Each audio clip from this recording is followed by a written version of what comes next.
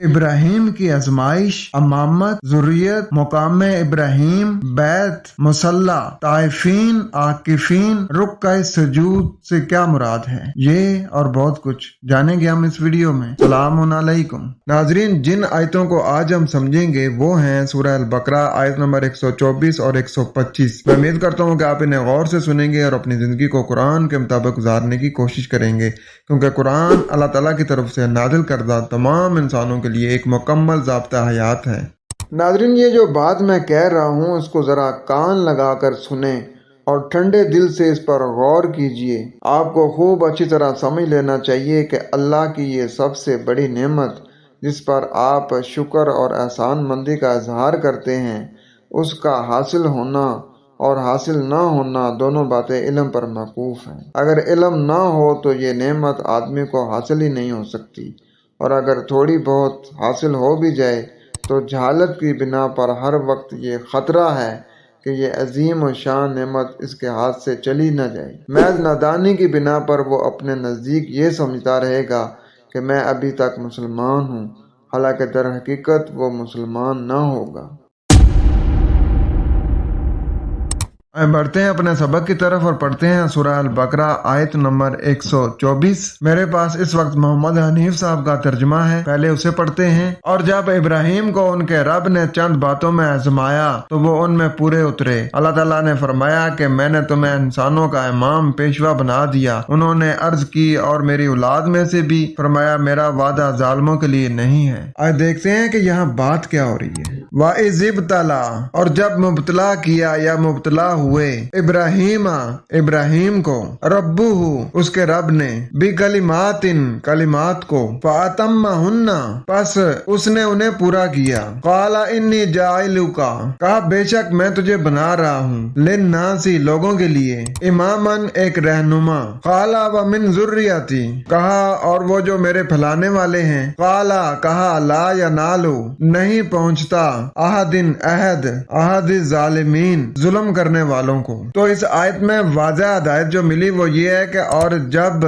ابراہیم کے رب نے اسے مبتلا کیا، کیونکہ رب کی باتیں اس کے سامنے تھیں، تو ان کو اس نے مکمل کیا، تو کہا پھر بے شک میں نے لوگوں کے لیے تمہیں رہنما بنا دیا ہے۔ اب ابراہیم نے جب کہا کہ جو میرے پھیلانے والے ہوں، تو اللہ نے جواب دیا کہ بے شک جو تمہاری طرح پھیلانے والے وہ تو ٹھیک ہیں، لیکن میری جو ذمہ داری ہے نا وہ ظالموں کو نہیں پہنچتی۔ ناظرین، امید کرتا ہوں کہ آپ سمجھے ہوں گے کہ اس آیت میں اللہ تعالیٰ کی ذات فرما رہی ہے کہ اور یاد کرو وہ زمانہ جب اس کے نظام ربوبیت نے احکامات کے ذریعے ابراہیم کو نمود ذات کے موقع عطا کیے تو انہوں نے انتہائی اچھے انداز میں انہیں پورا کیا۔ نظام ربوبیت نے اعلان کیا کہ میں تم کو لوگوں کے لیے امام مقرر کرنے والا ہوں۔ ابراہیم نے کہا اور میرے پیروکاروں میں ہے۔ پروردگار نے کہا ہمارا عہد ظالموں کے لیے نہیں ہوا کرتا۔ ناظرین، اس میں لفظ ذریت سے مراد اولاد لی گئی ہے، حالانکہ ابلیس کی بھی ذریت ہوتی ہے۔ سورہ الکاف کے آیت نمبر 50 میں دیکھیں کہ کہا تم ابلیس اور اس کی ذریت کو اپنا دوست و کارساز پکڑتے ہو، حالانکہ وہ تم لوگوں کا دشمن ہے۔ ظاہر ہے ابلیس ایک کردار ہے جو انسانوں میں ہی ہے اور جس کے حکام پر چلنے والے اس کی ذریت ہی ہیں۔ یہ ہر معاشرے میں ہر جگہ نظر آتا ہے۔ ابراہیم کی ذریت ان کی پیروی کرنے والے انسان ہیں، لیکن اگر وہ بھی ظلم کی روش اختیار کریں گے یعنی مملکت کے برخلاف چلیں گے تو وہ بھی امامت کے منصب سے معزول کر دیے جائیں گے۔ قرآن کی نظر میں سب سے بڑا ظلم مملکت الہیہ کے احکامات کے ساتھ دوسرے احکامات کی آمیزش ہے۔ اب دیکھیں اس میں جو آگے آ رہا ہے نا کہ قال ومن ذریتی، اب وہ کہہ رہے ہیں کہ کیا میرے جو پیروکار ہوں گے، جو میرے ماننے والے ہوں گے وہ بھی؟ تو آگے اللہ فرما رہا ہے کہ قال لا ینال عہد الظالمین، کہ جو میرا جو عہد ہے نا یہ ان لوگوں کے لیے نہیں ہے جو ظلم کرنے والے ہوں گے۔ اب اس آیت سے کیا پتا چلا کہ یہ جو ملاوٹ کرنے والے ہیں، یہ جو شرک کرنے والے ہیں، یہ جو ظلم کرنے والے ہیں، یہ جو چیزوں کو اپنے مقام پہ نہیں رکھتے، جیسے ہدایت لینی چاہیے کتاب اللہ سے وہ ہدایت لیتے ہیں انسانوں کی لکھی کتابوں سے، اللہ تعالیٰ اسے ظلم کہہ رہا ہے۔ تو اللہ فرما رہا ہے کہ یہ جو لوگ ہوں گے نا یہ کبھی بھی امام نہیں بن سکیں گے۔ تو اب آپ کو سمجھ آئی کہ یہ جو ظلم کرنے والے ہیں، یہ جو ہدایت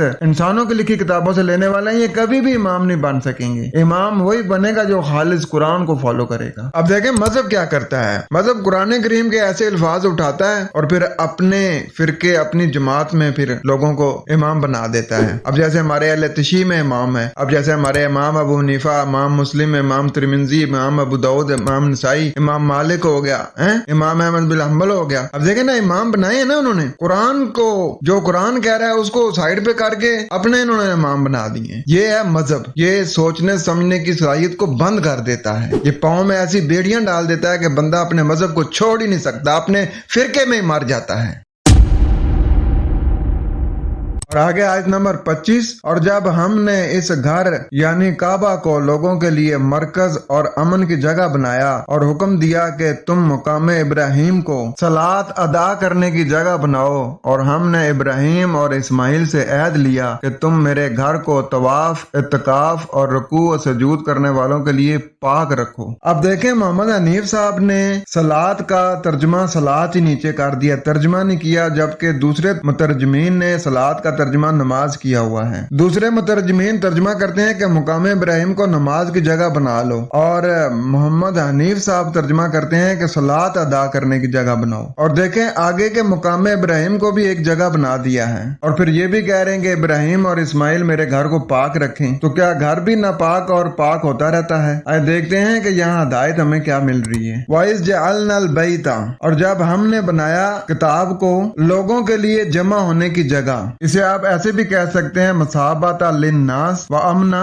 के लोगों के लिए अजर की जगह, के लोग इसको पढ़ेंगे, इसको फॉलो करेंगे, उसके मुताबिक अमल करेंगे तो वो फिर इसमें लोग अजर भी पाएंगे और अमन भी पाएंगे। तो लोग किस लिए जमा होंगे कि ये अल्लाह ताला की किताब है, लेकिन अगर अपने अपने इमामों को, अपने अपने फिका को ले आएंगे तो वो फिर एक जगह पे जमा नहीं हो सकेंगे। तो यहाँ अल्लाह ताला फरमा रहा है कि हमने अपनी किताब को लोगों के लिए जमा होने की जगह बना दिया है। व अमना, यानी कि इसमें अमन है, जो इस किताब की तरफ आएगा वही अमन पा सकेगा। और फिर फरमाया जा रहा है कि वत्तखिज़ू मिन मकाम इब्राहिम मुसल्ला, और तुम पकड़ लो इब्राहिम की हैसियत से मिल जाना। सल कहते हैं मिल जाने को, अक्सर लोग सल और सलात को एक ही कर देते हैं, ये सबसे बड़ी गलती है। सल अलग मादे से है, सलात अलग मादे से है। तो तुम पकड़ो इब्राहिम की हैसियत को, मुहतसिल होना यानी उसके साथ मिल जाना। वाहिदना, और हमने जिम्मेदारी दी है, इला इब्राहिम व इस्माइल, इब्राहिम यानी दलील से बात करने वाला, व इस्माइल यानी खूब अच्छा सुनने वाला। अन ताहिरा, ये कि वो ततहीर करें, साफ सुथरा करें, बैतिया मेरी किताब को, लित्ताइफीना इसके गिर्द घूमने वालों के लिए, वल आकिफीना इस पर जम जाने वालों के लिए, वल रुक्का इस सुजूद और फर्मा बरदारी का मिलान रखने वालों के लिए। तो इस आयत में जो हिदायत मिली वो ये है कि हमने अल किताब को लोगों के लिए जमा होने की जगह बनाया, यानी इसी को ही मानना है, और इसी को जो मानेगा वही अमन में आएगा। और फिर आगे फरमाया कि तुम मुकाम इब्राहिम यानी इब्राहिम की हैसियत से मुहतसिल होना पकड़ो, यानी मिल जाना पकड़ो। इब्राहिम की हैसियत क्या है कि वो दलील से बात करते हैं, और फिर फरमाया जा रहा है कि जो दलील से बात करने वाला और खूब सुनने वाला है, इनकी तरफ हमसे जो जिम्मेदारी, जो ओहदा मिला है, तो इसके गिर्द घूमने वालों के लिए और इसके ऊपर जम जाने वालों के लिए और फर्मा बरदारी का मिलान रखने वालों के लिए मेरी किताब की ततहीर करें, यानी इंसानों की लिखी किताबों को फॉलो करके इसको नहीं समझना, बल्कि खालिस कुरान को समझना है, यानी गैरुल्लाह की मिलावट से इसको पाक साफ रखें। नाजरीन, इसको ऐसे भी समझ सकते हैं, और मेरी नेमतों का वो जमाना भी याद करो जब मैंने इनामात को इंसानियत के लिए बार बार रुजू करने और क़याम अमन के लिए मुकर्रर किया और हुक्म दिया कि इब्राहिम की सीरत की पैरवी करो, और हमने इब्राहिम और इस्माइल से ऐद लिया कि मेरे अहकामात को बार बार रुजू करने वालों, गौर और फिक्र करने वालों और अहकामात पर अमल पैरा होने वालों के लिए और हमेशा आमादा रहने वालों के लिए गैर इलाही हुक्म से पाक रखो। नाज़रीन, गौर करें, आयत के शुरू में फरमाया जा रहा है कि वइज़ जअलनल बैता मसाबता लिन्नास व अमना, कि हमने ना इस बैत, इस किताब को तमाम इंसानों के लिए बगैर किसी नस्ल, बगैर किसी रंग, बगैर किसी कौम के फर्क के तमाम इंसानों के लिए जो है ना ये मसाबत है, ये सवाब की जगह है, ये जमा होने की जगह है, ये अमन की जगह है। जो भी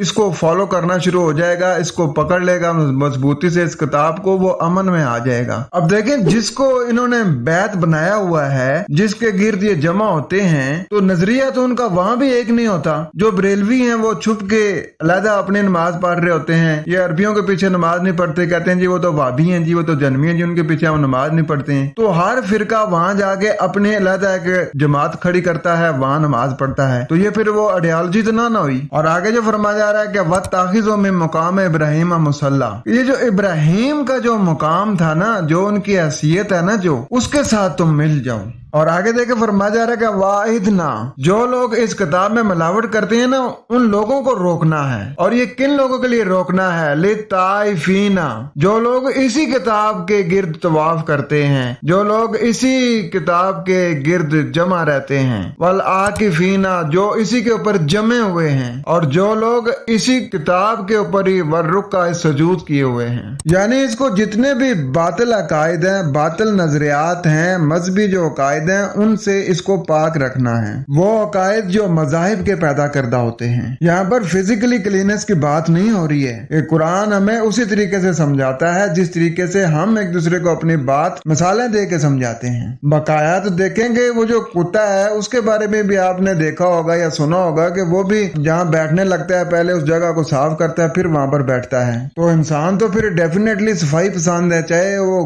कोई भी हो, किसी मजहब से उसका ताल्लुक हो, सब सफाई पसंद होते हैं। नाज़रीन, वर्रुक का सजूद, रुकू उसे कहते हैं कि जो माशरे ने हमें अकायद दिए हैं, जो नजरियात दिए हैं ना, उनको मैं साइड पे करता हूँ, और जो अल्लाह ताला ने मुझे डायरेक्शन दिया ना, उसको मैं फॉलो करता हूँ। इसको रुकू कहते हैं। अगर आप अल्लाह ताला के जो कवानीन है कुरान में दिए हैं उनको ना फॉलो करें, और माशरे में जो आपको बताया गया कि ये वाला रुकू करें, तो वो बेशक करते रहें, उससे आपको कुछ हासिल नहीं होगा। और सजूद के जो कवानीन है अल्लाह के दिए हुए, उनको इतना मान लेना कि यकीन हो जाए कि मैं जो जिस रविश पे चल रहा हूँ, जो कवानीन अल्लाह ने मुझे दिए हैं, उनको मैं फॉलो कर रहा हूँ, तो मुझे पक्का यकीन है कि मैं उसमें कामयाब हो जाऊंगा। यानी यकीन कामल जो है ना, आखिरी दर्जे का यकीन कामल, वो है असजूद। बकाया वर्शिप तो हम पूरी दुनिया में देखें कि कितने सालों से की जा रही है, लेकिन क्या उससे कुछ हमें फायदा हुआ? दिन ब दिन हम पस्ती की तरफ ही जा रहे हैं। और उसकी वजह क्या है? उसकी वजह यह है कि हमने कुरान की हदों से अपने आप को बाहर कर लिया है, और इंसानों की लिखी की जो किताबें हैं उनको फॉलो करना शुरू कर दिया है। उनके बनाए हुए ज़ाब्ते, उनके बनाए हुए तरीकेकार, उनके बनाए हुए कवानीन जो है ना, उनको हम फॉलो करते हैं। और कुरान के जो कवानीन हैं दिए हुए, जिसको अल्लाह ताला कुरान में कह रहा है कि जो इसको फॉलो करेगा वो कामयाब होगा दुनिया में भी और आखिरत में भी, उनको हमने साइड पे कर दिया है।